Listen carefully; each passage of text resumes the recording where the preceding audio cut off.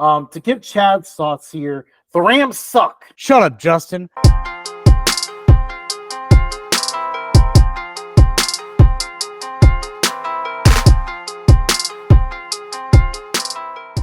Hello, and welcome to Updog Sports Talk.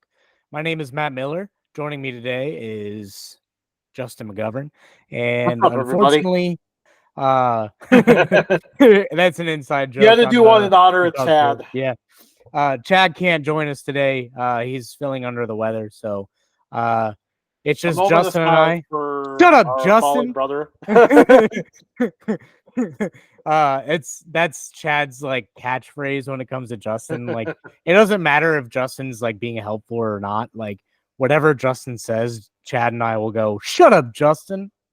As just a way to mess with him. It's not bullying if he knows. So yeah, we're gonna go over NFC West today. Justin, yeah, pull up the slides. Let's go ahead and get started here with the Arizona Cardinals.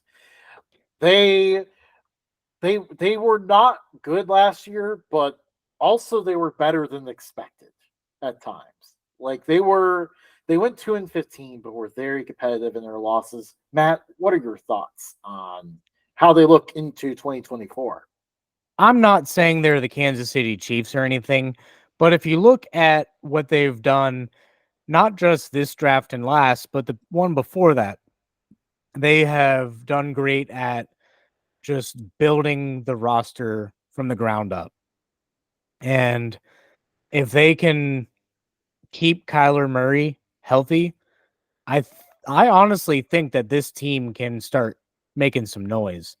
Maybe not enough to sniff the playoffs or anything, but the NFC is pretty weak after all. But I do think Trey Benson's huge for them. Marvin Harrison Jr. is even bigger for them. Jonah Williams is going to shore up the line a little bit. And Hollywood Brown and Rondo Moore were not very successful there. So if they can just start progressing some of these players' talents, I think that they can start moving in a direction that puts them in contention for a while. Yeah. I definitely like what they did through the draft. I think they added a lot of talent, especially on the defensive end. And obviously, we know Steichen's a defensive guy. They were pretty gritty on defense last year, but they weren't very talented. Now they add some talent in there. So I kind of like what they got going on the defensive side. Offensive side is definitely going to be very heavy on Marvin Harrison Jr. because there's not a whole lot of depth at receiver. But yeah, they can keep Kyler Murray healthy. I think he's going to be looking more like he did early in his career. And maybe be able to sustain from the start. This is a sleeper team, I would say. I would say that too. I don't think they're going to go 2-15 again, but I do think that they're going to improve to a point where some people's eyebrows are going to start being raised.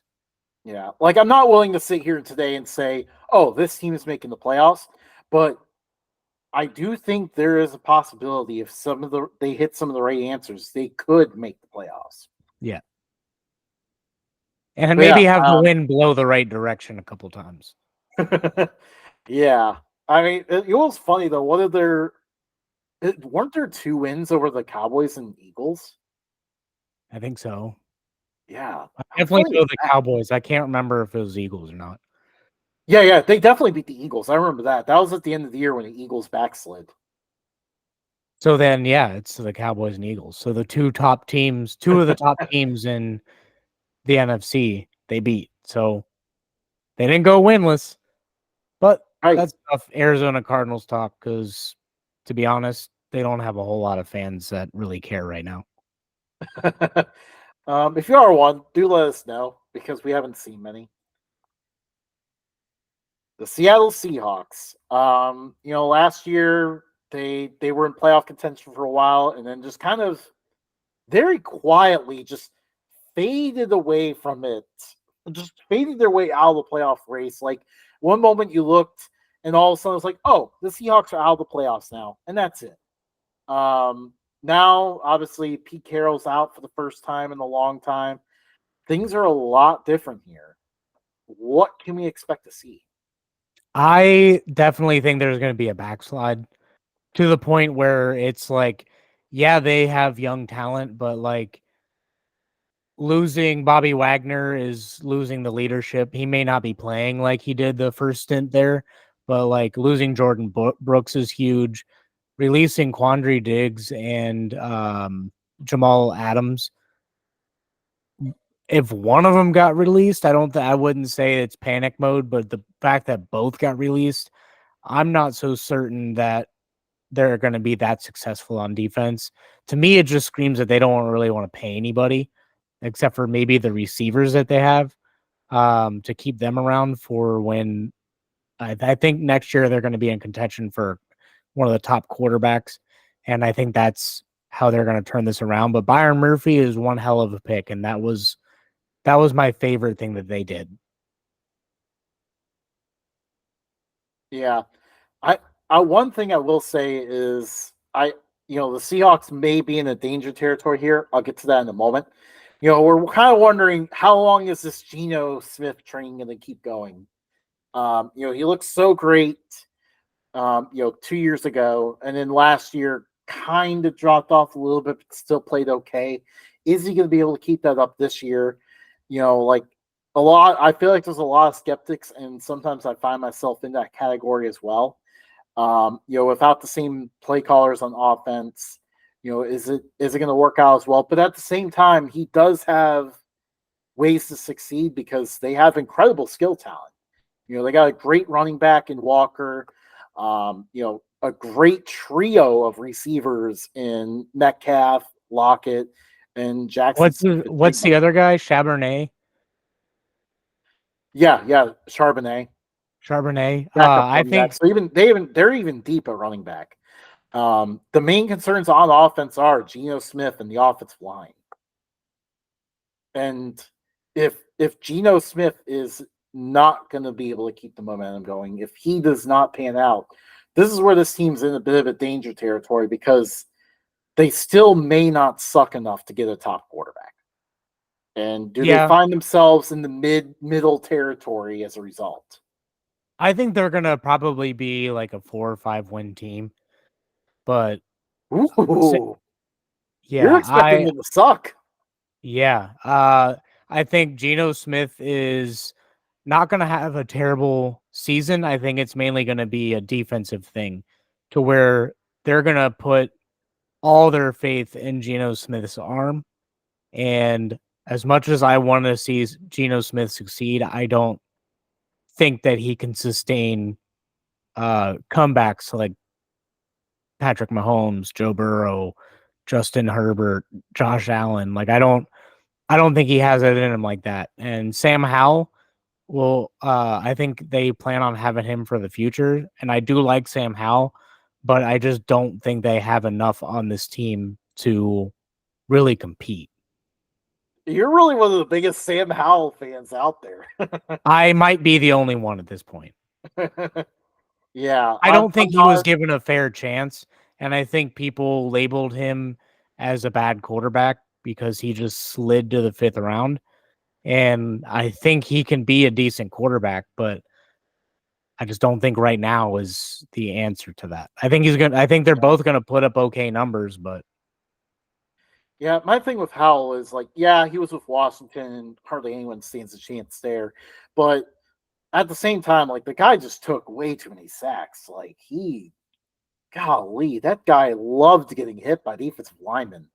apparently, Yeah, you need to speed up your process a little bit. But yeah, I'm a little bit skeptical what the secondary is going to look like as well because those are some big losses and linebacker as well while we're talking about it. But I love the Brian Murphy pick. Like I feel like that's a huge one for the defensive line.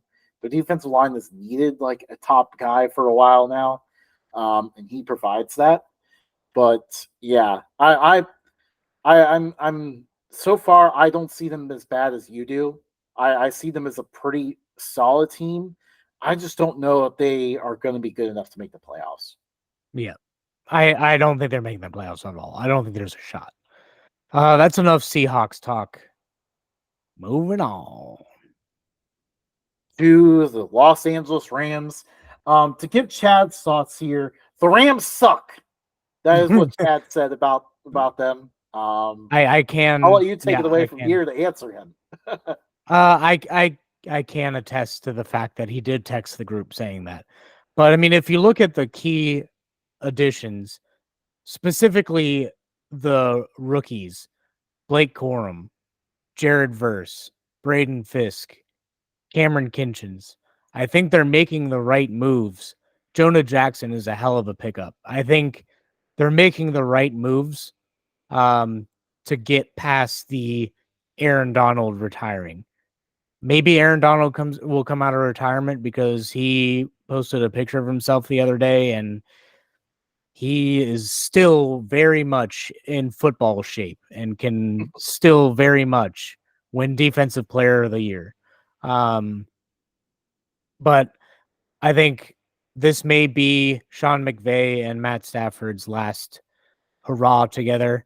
And the fact they made the playoffs last year, I think they're going to try to build off of that. And the fact that Puka Nakua and Cooper Cup, I think they're going to be a dynamic duo that, frankly, is going to be underrated.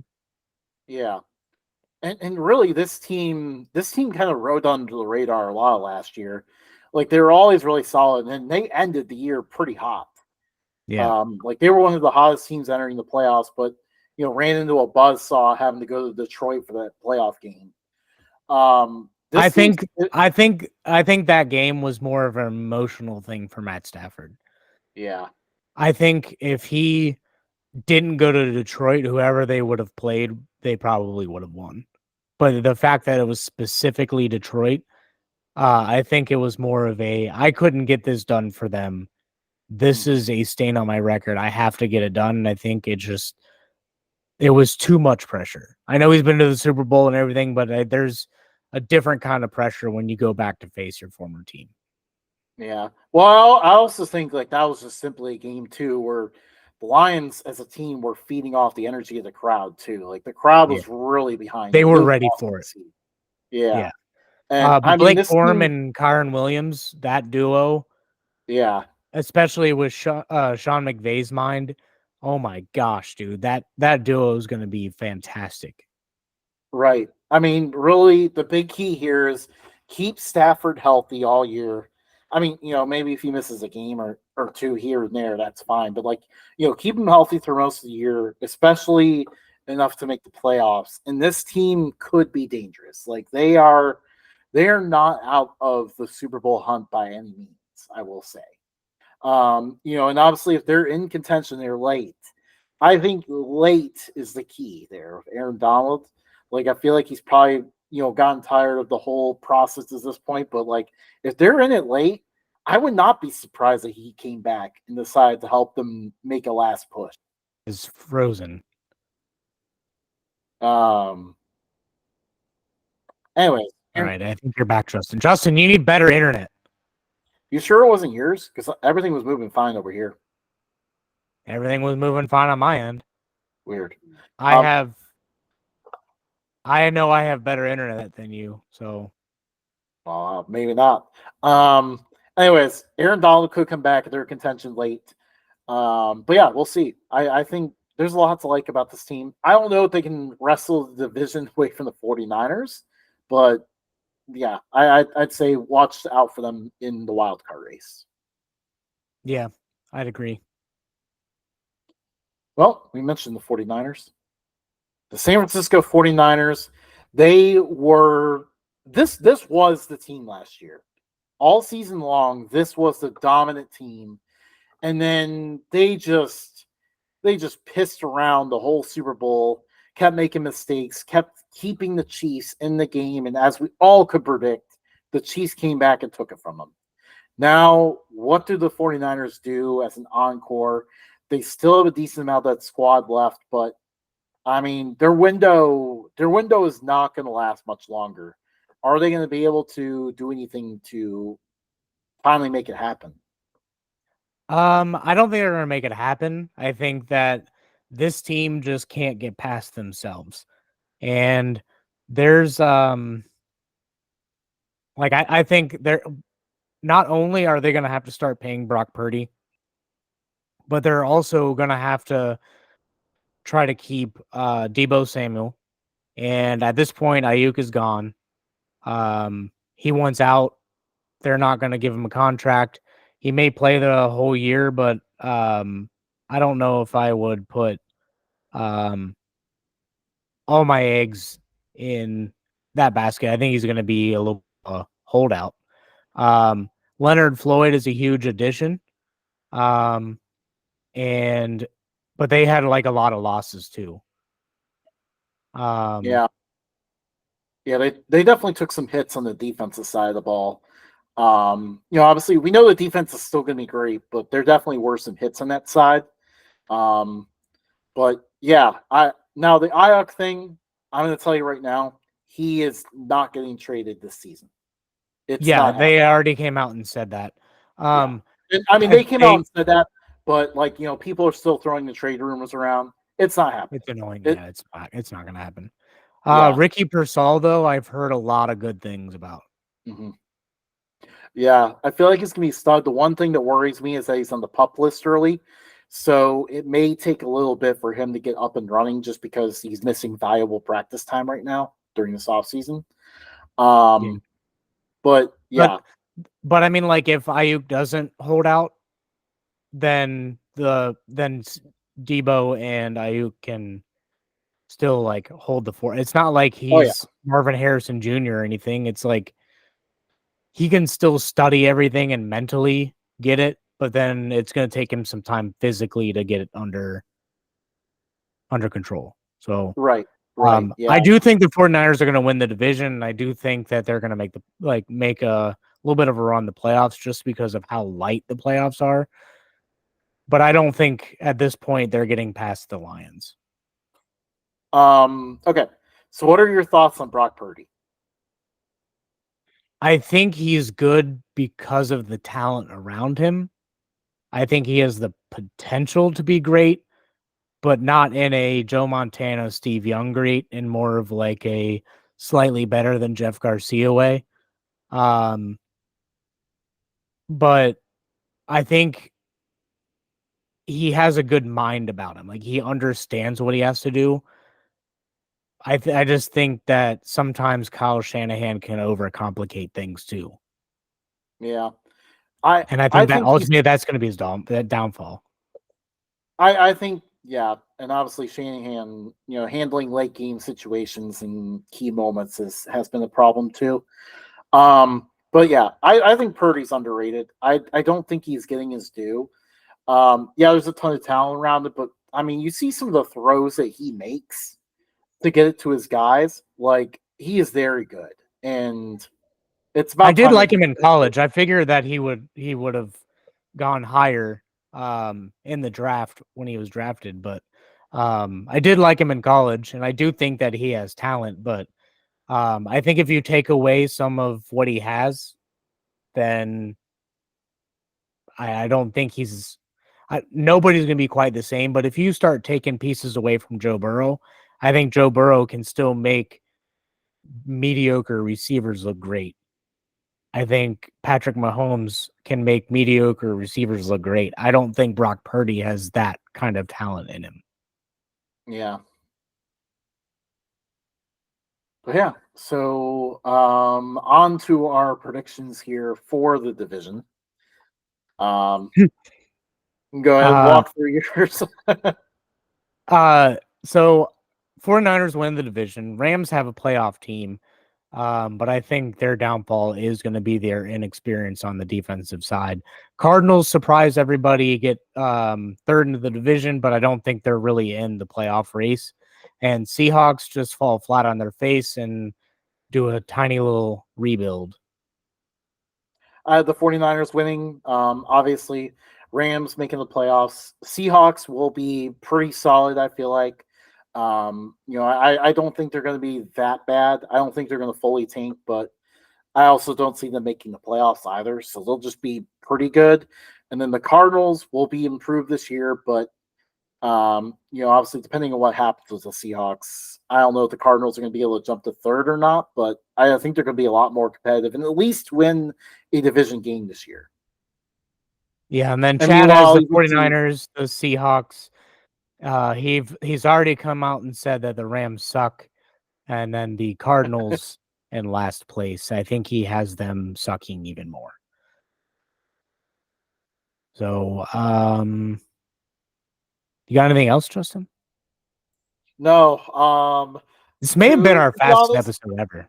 to be honest, for those watching, and you could probably tell a little bit, it is very late at night here. If you want to catch our crazy ramblings at the end of episodes, make sure you catch our AFC West episode because we definitely went just off the rails there. I think we're going to do more of the East Coast goodbye on this one. I don't know. I could do a Midwest goodbye still. Favorite candy. We haven't done candy, so favorite candy. Ooh, that's a tough one. Because like I switch, like I get in the moods for like different things. Oreos. No, wait, Oreos don't count as candy. That's a cookie, dummy. All right, I'll go with Reese's. Reese's. So I will say that I am more of a fruit flavor kind of guy. The Shockers / Sweet Tart Sours were my jam back in the day. I found out that in 2021, COVID got a hold of it and killed it. So they are sadly no longer a thing. So right now, I would say probably Sweet Tarts just to stay in the family, or Sprees. They're moving up my list. Nerds are always a good one. I would say probably Sprees are at the top of my list currently. I am still reeling from the fact that Sweet Tart Sours are no longer a thing. So I am looking for, rest in peace. Bring them back. Yes, bring it back. Whoever makes Sweet Tarts, I don't know the company. I don't remember. But yeah, I'm open to suggestions from people. And if it's nasty, I will block you.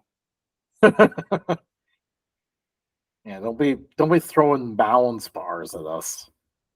Or Almond Joys. The hell is that? I know. I can't believe there's people that actually want to eat those on purpose. I know. Who's keeping them alive? That's a company that should have folded. Or I think it's made by Mars, but like, yeah, I'm pretty sure they're like part of like the bigger company, which is why they can still keep going. Yeah. Bring back Sweet Tart Sours. Bring back Sweet Tart Sours. Bring it back.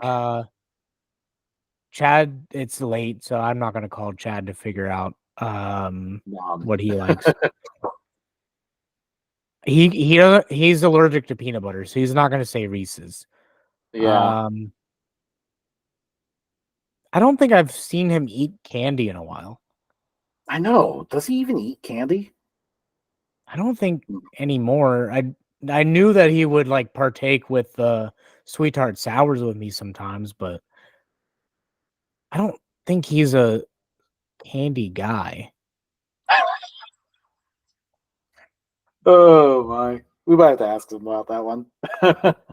Yeah, you would think growing up with him I would have known that one, but oh well. I know, right? Got anything else, Justin? Nothing else from my end.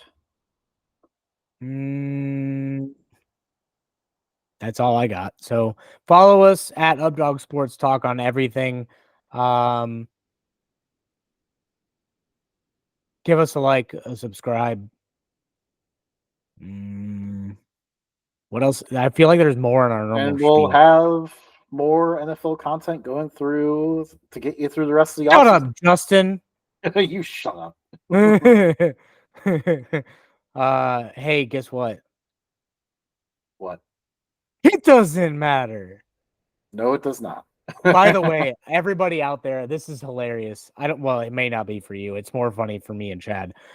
One time there's a guy in baseball. His name was Jed Jerko, spelled Gyorko. So we called him Gyorko.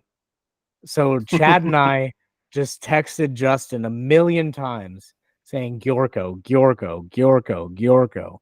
And it became a thing for a while. I miss that. Some things are just for us. I don't care. If you see Updog tweeting about something, feel free to add in hashtag Gyorko. There we go. Get it trending. Gyorko. Gyorko. If you made it this far, shout out Queso. Probably made this far. Then yeah, definitely use Gyorko in a tweet. And we can't pay you. We don't make enough money for that, but we can give you a virtual high five. Yeah. That's it. We'll see you guys next time. See you later.